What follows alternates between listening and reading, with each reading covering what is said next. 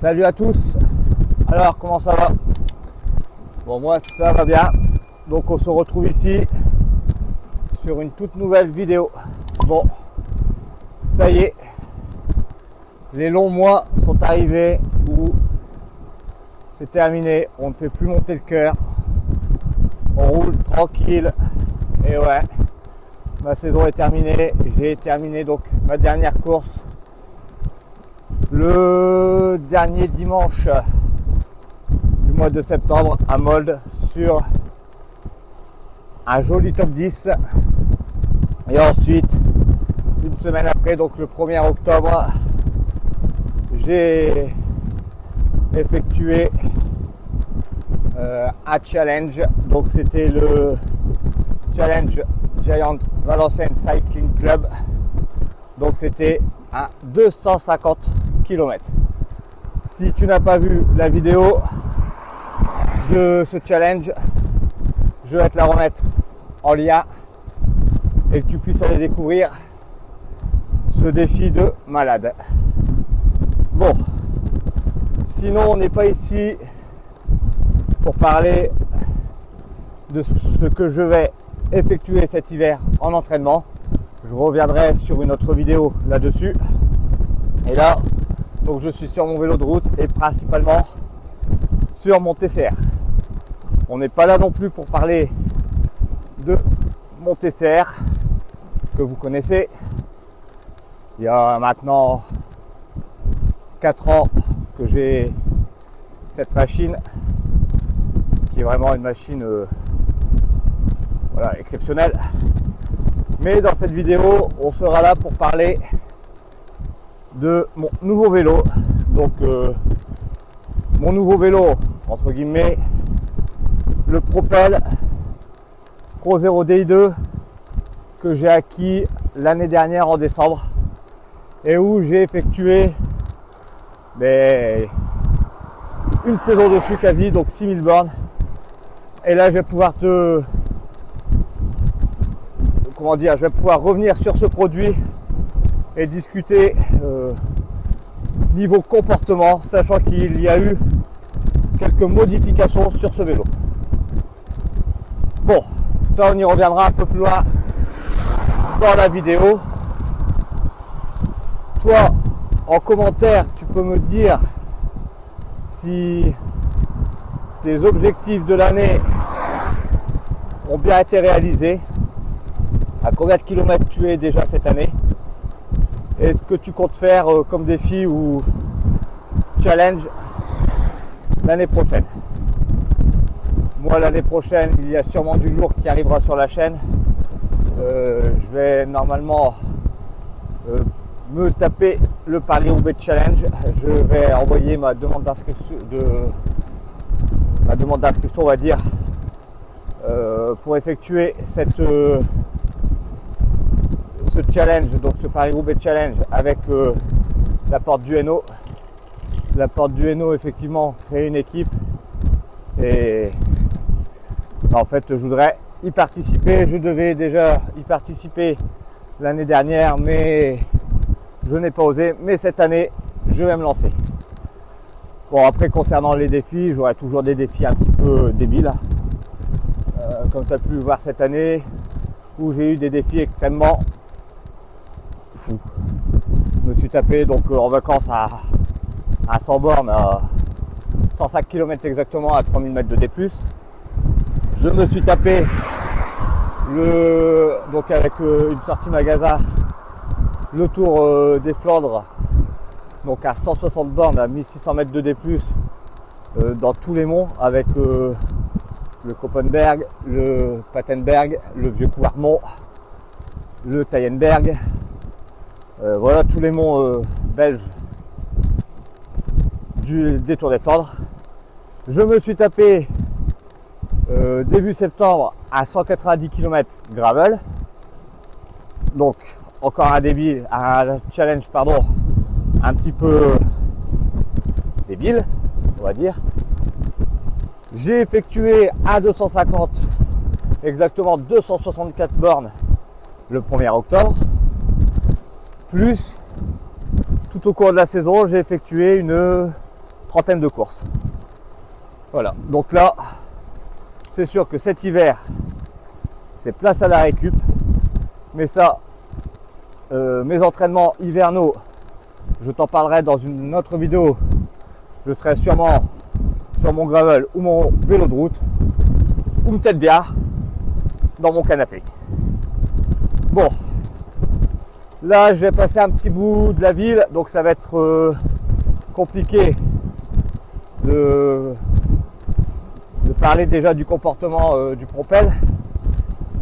Je vais donc passer cette ville et revenir après vers toi, parce qu'en ville il faut être concentré, surtout comment dire le matin avec les heures de pointe, tout ça. Bon là il est 9h30, donc comment dire, la circulation devrait être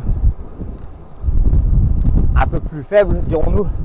Mais bon, le but du jeu, c'est d'être concentré sur la machine, parce qu'à tout moment une voiture peut freiner, pardon, et il ne faudrait pas se taper une voiture. Comme je dis, le bonhomme ça se répare, mais je voudrais pas péter mon vélo, ça me ferait vraiment mal au cœur. Bon allez, je te laisse découvrir un petit peu quelques images, je reviens vers toi tout à l'heure.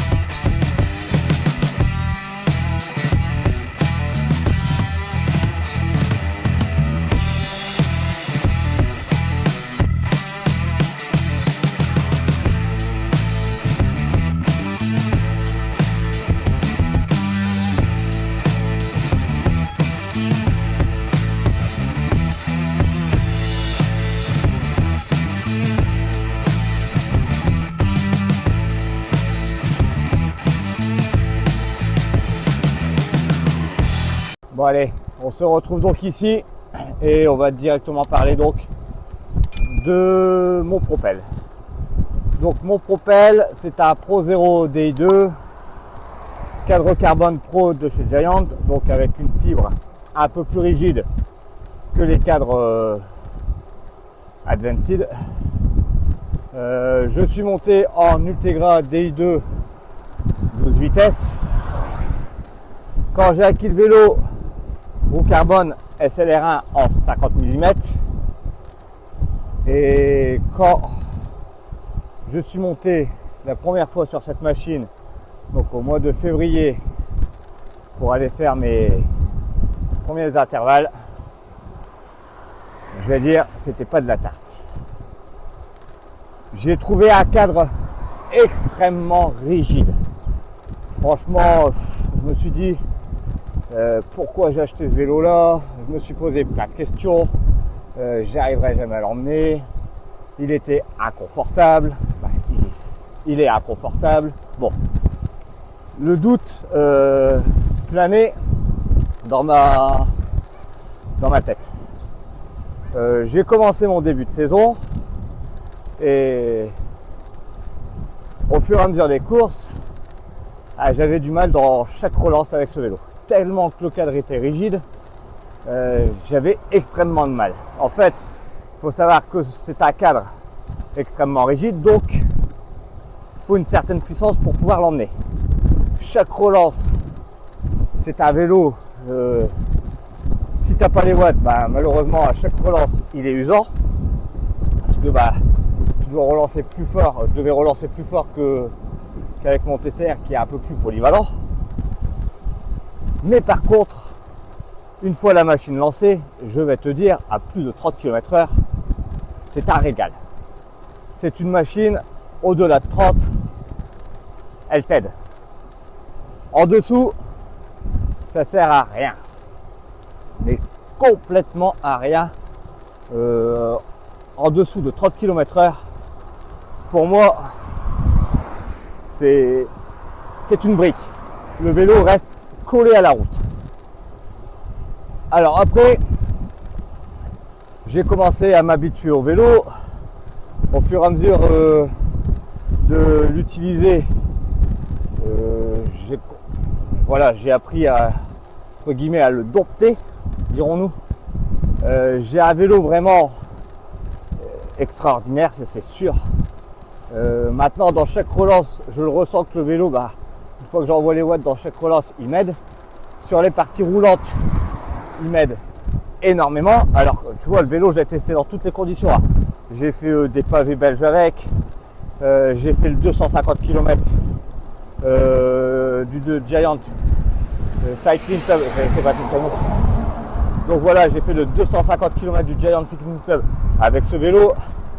J'ai effectué quand même, je peux me permettre de faire un retour là-dessus parce que j'ai quand même effectué depuis donc j'ai eu le 24 décembre, mais la première fois que je suis monté dessus, ça a été, comment dirais-je, le début février pour faire mes intervalles. J'ai effectué 6400 bornes dessus, 6500 quoi. C'est un vélo, voilà. Il faut s'habituer, mais c'est clair et net que c'est pas un vélo destiné aux cyclotouristes. Il faut déjà avoir un sacré niveau pour l'emmener. Toutes les personnes qui font des cyclosportifs à bon niveau vont pouvoir se projeter sur ce vélo. Les coursiers vont pouvoir se projeter sur ce vélo. J'espère que tu m'entends bien parce que là en fait j'ai un petit peu le vent dans la gueule et j'espère que tu n'entends pas trop le vent. Donc les coursiers vont pouvoir emmener ce vélo. Par contre, voilà, si vous avez je vais pas dire un faible niveau, attention, si vous n'avez pas les watts nécessaires pour emmener ce cadre, oubliez le propel. C'est sûr, il est magnifique, il est full intégré. À savoir que l'intégration des gaines est efficace au-delà des 30 km/h. En dessous, ça sert à rien du tout. Donc, n'achetez pas ce vélo parce que il est magnifique. Achetez plutôt un vélo destiné à votre pratique. Comme je te l'ai dit, il est super rigide. C'est un vélo très très rigide. À chaque fois que je monte dessus, c'est minimum 30 de moyenne. J'ai pu faire des distances avec où j'ai quand même trouvé un vélo assez inconfortable. Sur le 250, heureusement qu'on a fait 31 de moyenne. Parce que je vais te dire, sinon je serais resté collé à la route. Il est quand même assez inconfortable comme vélo. J'ai pas pu le tester en montagne. Tu vas me dire, petit joueur, ouais. En montagne, j'ai préféré prendre mon TCR. Mais il va falloir que j'y songe à aller tester ça en montagne. C'est pas parce que Giant a revu le cadre que je le donnerai plus polyvalent. Voilà, ça reste quand même un vélo à la base de rouleur sprinter. C'est sûr que vous allez me dire, ouais, mais l'équipe Jayco l'a utilisé en montagne au Tour de France. Ouais, mais les mecs, ils n'ont pas la même puissance que nous. Quand tu vois des mecs comme ça qui peuvent envoyer des 300 watts pendant 6 heures, bon, ils sont capables d'emmener ce vélo en montagne, je suis d'accord. Peut-être qu'il est un peu plus polyvalent que l'ancienne génération que je n'ai pas eu dans les mains, mais je peux t'assurer que ce cadre, voilà, c'est une planche de bois, c'est un bout de bois. Donc, ce vélo destiné à la compétition et aux cyclosportifs de très bon niveau, oui. Sinon, si vous êtes un cyclosportif de niveau moyen ou un cyclotouriste, voilà, oubliez ce vélo et passez plus sur la gamme TCR ou Défi. Voilà en termes du comportement du vélo. Moi j'ai trouvé que le vélo était super agréable après par la suite lors de mes compétitions, pas lors des longues sorties. Lors des longues sorties, j'ai fait l'erreur sur le 250 de prendre le Propel, c'est passé, mais j'aurais peut-être dû plus songer à prendre mon TCR. Bon, j'ai voulu le tester sur un 250, sur une longue distance. Bon voilà, ça a été fait. Par contre, c'est sûr que sur le 250 j'ai eu mal aux jambes, mais alors le vélo il m'a, comme c'est vraiment un type un vélo on va dire typé race, tu es sur une position super aéro, donc je vais te dire t'as ton dos, t'as tout qui désacte sur 250 bornes. Bon, ça c'est mon pas de vue. Mon pas de vue restera mon pas de vue, ton pas de vue restera le tien. Moi maintenant je suis là juste pour t'expliquer un petit peu le comportement donc de ce Propel. Par contre je ne regrette pas du tout, c'est les freins à disque. Ça, les freins à disque, voilà, c'est magique. C'est freinage tardif, sécurité, sous la pluie, mais ça freine. C'est pas comme le patin. Et alors au niveau du groupe, le groupe Ultegra DI212, j'en suis super ravi. Malheureusement, une fois que tu as mis ton nez dans le groupe DI2 ou SRAM Rival, c'est dur de revenir sur de mécanique. On va revenir un petit peu sur le vélo. Au niveau de cette trajectoire, franchement, j'ai un vélo super dynamique, super réactif. Et niveau trajectoire, franchement, où tu mets la roue, le vélo suit. J'ai pas un vélo sous-vireur ou sur-vireur. J'ai vraiment, on va dire, Giant a bien travaillé là-dessus pour avoir un vélo très dynamique, comportement super agressif, on va dire, en compétition. Et on va dire niveau trajectoire, rien à dire. Bon, c'est sûr que j'ai mis un peu de temps à m'habituer au vélo. Hein. Après, c'est un vélo que, pour savoir l'emmener, je roule minimum une fois sur la semaine, plus le dimanche en compétition. Et quand je prends la semaine, je fais en fait des intervalles dessus justement pour bien me le foutre dans les pattes. Bon, après les roues SLR1, franchement, j'avais une paire de roues SLR1 rayon carbone, rayon plat avec système de rocher au niveau du corps de cassette. Franchement, c'est une très bonne paire de roues aussi, en 50 mm. Bon, un peu, on va dire, avec une roue de 50 un peu plus dure à la relance, ce qui est logique. Hein.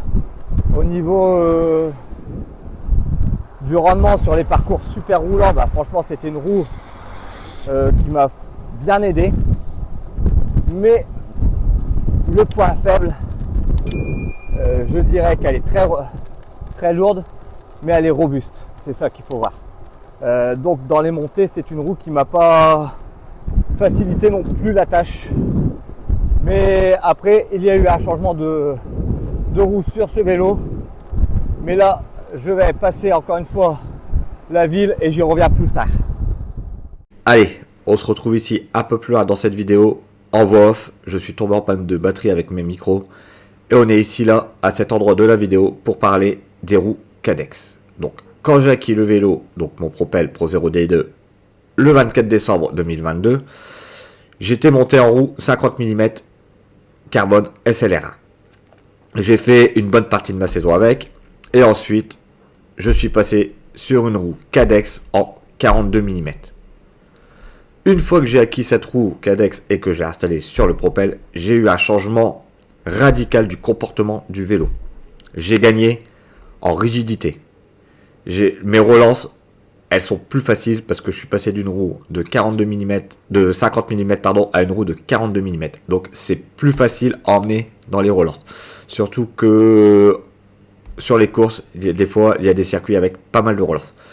J'ai cru que j'allais perdre, en vitesse sur les longues lignes droites. Et ben non. Je n'ai pas perdu en vitesse. La roue, donc la roue Cadex, elle a les rayons carbone aéro et sont positionnés d'une façon pour gagner une stabilité supérieure quand les vents ils changent de direction, et on est sur un poids ultra léger. On se retrouve aussi sur une roue donc système Oakless qui aide à réduire les pertes aérodynamiques. Mais le souci des roues Oakless, c'est qu'il faut un pneu tubeless compatible Oakless. Et ça, toutes les marques ne le font pas. Bon, je suis resté sur du pneu Cadex Race. Comme ça, il n'y a pas de souci là-dessus.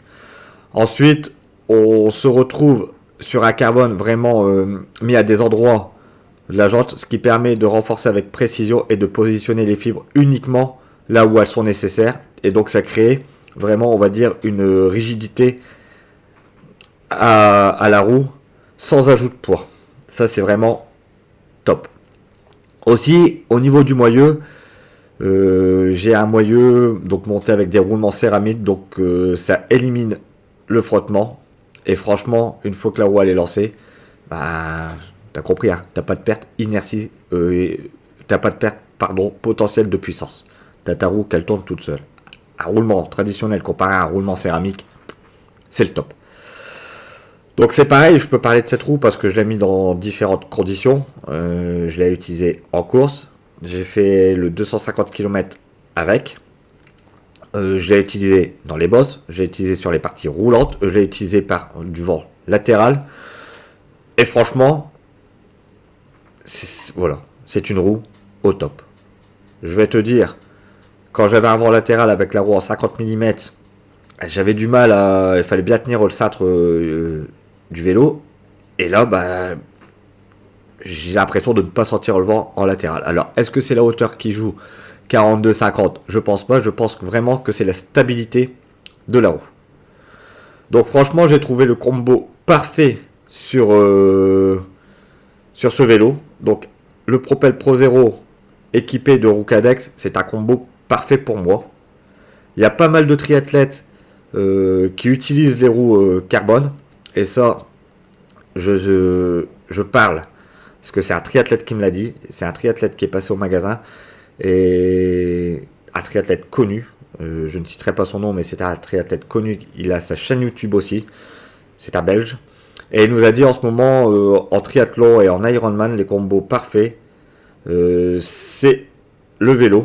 Donc, quelle que soit la marque, Giant, Spey, Cervélo, quelle que soit la marque du vélo, avec la roue Cadex. En fait, la roue Cadex, tu arrives sur une qualité de roue comme Corima. Et pour un moindre frais. Moi, ma roue Cadex en 42 mm, donc l'avant, elle est à 1049 euros. Et l'arrière, elle est à 1349 euros. Donc, je vais dire, pour moins de 2005, quoi, tu as une paire de roues carbone haute qualité. Donc voilà, Si tu sais pas quoi choisir comme roue, essaie de trouver un Giant Store aux alentours de chez toi où ils ont une paire de roues Cadex en prêt, en essai. Essaye cette roue là et tu verras que tu vas tomber amoureux. Donc voilà, c'était une vidéo courte les amis. J'espère que celle-ci t'aura plu, mais au moins ça m'a permis de parler de mon Propel et de mes roues Cadex.